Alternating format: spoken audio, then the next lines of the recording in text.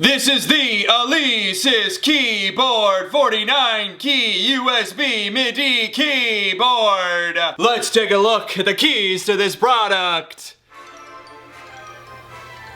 Let's start with the features of this product. There are 16 drum pads. There are 12 assignable knobs at the top. There are 36 buttons on the interface. There are different varieties of ports in the back of the keyboard. You also have your pitch and modulation wheels. The product overall is 11 pounds, so it's just a bit heavier than a fresh newborn baby. Not as wet as they usually are. Although this doesn't poop in a diaper.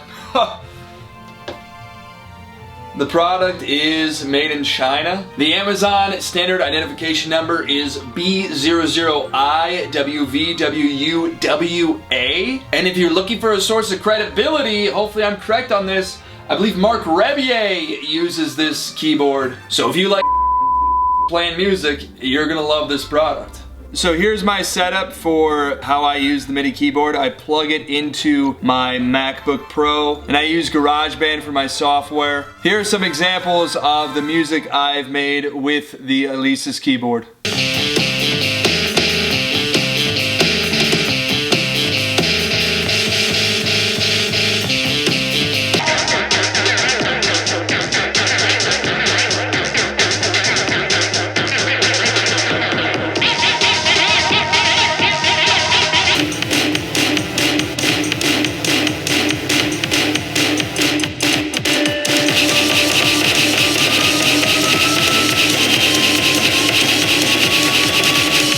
Let's talk about the do's and don'ts of this product. First of all, this should go without saying, this is not a Lego, okay? I see on social media people trying to build with these bad boys. No, okay, that doesn't go with Legos. You can't build with it, all right? It's a MIDI keyboard. You plug it into a computer and you play it through a computer, generally speaking.